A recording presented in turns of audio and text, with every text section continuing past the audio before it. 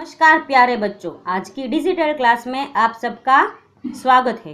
पिछले वीडियो में हमने सीखा था हिंदी सुरभि 4 का 9वां पाठ का नाम था प्रेमचंद। हमने देखा कि प्रेमचंद ने कितनी मुश्किलें सहन करके 12वीं की कक्षा पास की थी। आज हम इसके आगे की पढ़ाई करेंगे। आगे है वर्ष 1891 की बात है। प्रेमचंद के पास एक फूटी कौड़ी न थी। फूटी कौड़ी यानी एक पैसा भी न था। दिन एक एक पैसे के चने खाकर काटे थे, यानी एक एक पैसे के चने लेकर दिन काटे थे। इतनी गरीबी थी प्रेमचंद के जीवन में। महाजन ने उधार देने से भी इनकार कर दिया था। महाजन है यानी जो वहाँ का धनिक व्यक्ति होता है वो पैसे देने से भी इनकार कर दिया था। मजबूरी में पुरानी पुस्तकों को लेकर एक पुस्तक विक्रेता के पास पहुँचे। पुस्तक विक्रेता यानी जो पुस्तकें बेचता है वही एक स्कूल के प्राध्यापक से उनका परिचय हुआ। उन्होंने प्रेमचंद को अपने यहाँ सहायक अध्यापक के रूप में 10 रुपये मासिक वेतन पर रख लिया। तो बच्चों, प्राध्यापक से उसका परिचय हुआ तो उसने वो प्रेमचंद को अध्यापक के रूप में अपने स्कूल में रख लिया। उसका मासिक वेतन था 10 रुपये। सन 1919 में धनपत ने अंग्रेजी, फारसी, इतिहास विषय के साथ स्नातक पूरा किया। तो बच्चों, वो है पहले अध्यापक के रूप में सबको पढ़ाता भी गया और खुद पढ़ता भी गया और BA तक की डिग्री प्राप्त की। धनपत पढ़ाकू तो थे ही, अब कलम भी चलने लगी। तो बच्चों, हमें पता है धनपत है वो छोटे थे तभी से उसे पढ़ने का शौक था। अभी है वो उसने अपना हाथ कलम में भी आजमाया, यानी वो लिखने भी लगे। 10वीं पास करने से पहले ही उनको लिखने का चस्का लगा था। पढ़ाई और ट्यूशन आदि से जो वक्त बचता वह सारा का सारा किस्से कहानियाँ पढ़ने में लग जाता। इन कहानियों से अपनी कल्पनाएं घोल कर वे नई नई कहानियाँ रचते। तो बच्चों, धनपत ने कई सारी कहानियाँ बनाई थी। उस कहानियों में अपना रंग डालकर वो अन्य कई अच्छी कहानियाँ लिखने लगे थे। मास्टरी के दिनों में भी लिखते रहे।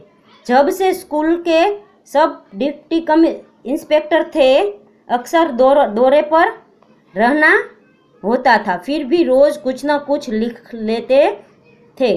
मास्टरी के दिन जब वो स्कूल के सब डिप्टी कमिश्नर थे तो उसको अक्सर दौरा, यानी वो एक स्कूल से दूसरे स्कूल, एक क्लास से दूसरे क्लास जाना होता था, फिर भी वो लिखते रहते थे। कभी किसी वजह से उनकी लिखाई छूट जाती तो उनके लिए यह भारी सजा होती। तो बच्चों, प्रेमचंद को इतना लिखना अच्छा लगता था कि कभी कभी वो लिखना के लिए समय नहीं रहता तो उसे लगता कि मुझे एक बड़ी सजा दी गई है, यानी जब वो लिखते नहीं तो उसे अंदर से कुछ अच्छा नहीं लगता था। ईमानदारी, अपने काम को अच्छी तरह से करने की मुस्तैदी, खुद तकलीफ झेल कर दूसरों को सुख पहुंचाने की लगन, 100 बंधनों में जकड़ी हुई भारत माँ की स्वाधीनता के लिए आतुरता, हर तरह के शोषण का विरोध, अपनी इन खूबियों से प्रेमचंद खूब लोकप्रिय हुए।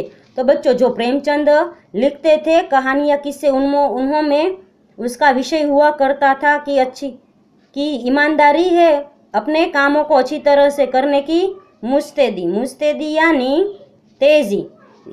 प्रेमचंद है वो अपने कामों में अच्छी तरह से तेजी से लिखते थे और खुद तकलीफें झेल कर दूसरों के लिए अच्छा सोचते थे। उनके उपन्यासों की यही विशेषता थी। उनके उपन्यासों में भारत माता की स्वाधीनता के लिए आतुरता, यानी अब भारत माता की स्वाधीनता के लिए उन्होंने कई उपन्यास लिखे थे। और जो हमारे समाज में शोषण होते थे खेडूतों के, फिर गरीब व्यक्तियों के, हरिजन लोगों के, उन पर उन्होंने कई सारी कहानियाँ लिखी है। उनका गबन गोदान उपन्यास है वो सर्वश्रेष्ठ उपन्यासों में गिना जाता है। प्रेमचंद का स्वभाव बहुत विनम्र था, किंतु उनमें स्वाभिमान कूट कर भरा था। दिखावा उन्हें बिल्कुल पसंद नहीं था। 1920 में अंग्रेजी की दी गई सरकारी नौकरी से त्याग पत्र दिया और गांव आकर रहने लगे। तो बच्चों, उनको है 1920 में सरकारी नौकरी भी मिली थी, पर उन्होंने क्या किया, वो अंग्रेजों की सरकारी नौकरी को ठुकरा दिया, क्योंकि वो सच्चे देशभक्त थे। उनकी कहानियाँ उपन्यासों में सच्ची देशभक्ति दिखाई देती थी, इसलिए वो नौकरी छोड़कर गांव चले गए। प्रेमचंद ने निश्चय कर लिया था कि अब दोबारा नौकरी नहीं करेंगे, अपनी किताबों से गुजारे लायक रकम निकल ही जाएगी। तो बच्चों, वो प्रेमचंद है वो अभी कहानियाँ उपन्यास लिखने लगे थे, तो इसलिए उन्होंने अंग्रेज़ों की नौकरी छोड़ दी और उसने ये सोच लिया कि ये मैं कहानियाँ उपन्यास लिखता हूँ तो उससे हमारे गुजारे लायक रकम मिल ही जाएगी, इसलिए मुझे अंग्रेज़ों की गुलामी नहीं करनी है। इस बीच प्रेमचंद ने दर्जनों उपन्यास, सैकड़ों कहानियाँ, लेख आदि लिखते रहे, पीसते रहे, जनता का दर्द बांटते रहे। तो बच्चों, समाज में जो भी फैली हुई जो अनीति थी उस पर कहानियाँ लिखी, उपन्यास लिखे कई सारे, और सबको बताने लगे कि हमारे समाज में कितनी है वो गरीबों के प्रति है वो सभी अमीरों का है जो अमीरों का जो बर्ताव था वो कितना बुरा था, गरीबों को कितना मारते थे, उनसे ठीक से पैसे नहीं देते थे, सिर्फ काम करवा लेते थे। फिर हरिजन लोगों का जो दर्जा समाज में था वो कितना नीचा था। हरिजन लोगों को है वो अच्छे लोग हैं, सवर्ण के लोग हैं, वो अपने कुएं में पानी भरने नहीं देते थे, अपने आसपास भी भटकने नहीं देते थे, मंदिरों में जाने नहीं देते थे। हरिजनों की स्थिति उस समय बहुत ही खराब थी। उनके उपन्यासों में ये सारी बातें लिखी गई है। प्रेमचंद गरीबों, वर्ण और वर्ग भेद के विरुद्ध कलम उठाने वाले हिंदी के पहले सिपाही थे। पहले सिपाही यानी पहले लिखने वाले, कि जिन्होंने है वो अपनी कहानियाँ और उपन्यासों का विषय है वो गरीबों को के लिए रखा, वर्णों के लिए, यानी जो ब्राह्मण थे, हरिजन है, उनका विषय यही था कि ब्राह्मण लोग थे वो हरिजनों को अच्छी नज़र से नहीं देखते थे, उनको हमेशा ठुकरा दिया करते थे। फिर वर्ग भेद था अमीर गरीब का, उसमें उन्होंने कई सारी कहानियाँ लिखी थी। प्रेमचंद स्वाधीनता संग्राम के ऐसे सेनापति थे, उन्होंने लाखों हिंदुस्तानियों के हृदय में जोश भर दिया था। 1934 के बाद प्रेमचंद को लगने लगा कि अब वे 2-4 वर्ष ही से ज़्यादा नहीं जिएंगे। तो बच्चों, प्रेमचंद ने है वो समाज के सुधार के लिए कई कहानियाँ लिखी, उसके साथ साथ ही हिंदुस्तानी के जो हमारे आज़ादी के सेनानी थे उसके लिए भी कई सारी कहानियाँ लिखी, जिससे हमारे स्वतंत्र सेनानी है उसको जोश मिले और वो जोरों शोरों से अपने भारत देश की आज़ादी के लिए लड़े। फिर 1934 में प्रेमचंद को अंदर से लगने लगा कि अब है वो ज़्यादा जिंदा नहीं रहेंगे। इससे उनके अंदर दिन रात लिखने की भावना जोर पकड़ती गई। तो बच्चों, जब प्रेमचंद को पता चला, अंदर से लगने लगा कि वो अब ज़्यादा जिंदा नहीं रहेंगे, तो उसके अंदर में लिखने की लगन थी वो रात दिन बढ़ती गई और जोर पकड़ती गई और उसने लिखना छोड़ा नहीं। 8 अक्टूबर सन 1936 को प्रेमचंद ने हमेशा के लिए अपनी आंखें मूंद ली। वे अभी केवल 56 वर्ष के ही थे। तो बच्चों, 56 वर्ष की छोटी उम्र में प्रेमचंद है वो गुजर गए। प्रेमचंद ने है वो दुनिया को अलविदा कर दिया।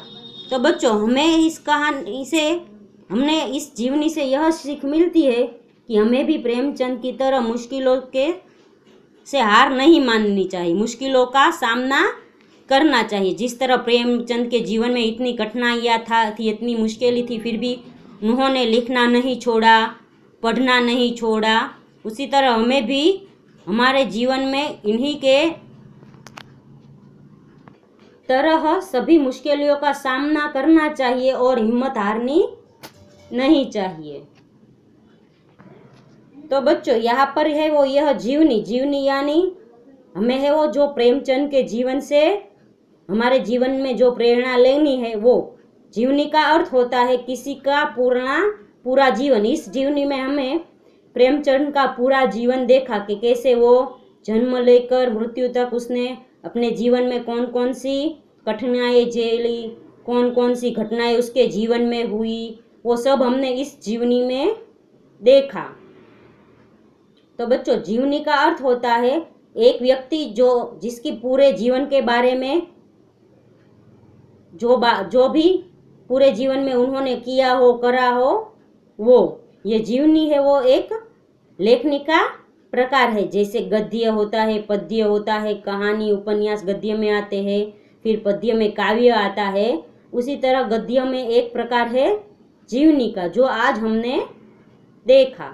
तो बच्चों यह पाठ है वो यहाँ पर खत्म होता है। अगले वीडियो में हम है वो इस पाठ का स्वाध्याय देखेंगे। तब तक के लिए गुड बाय, टेक केयर।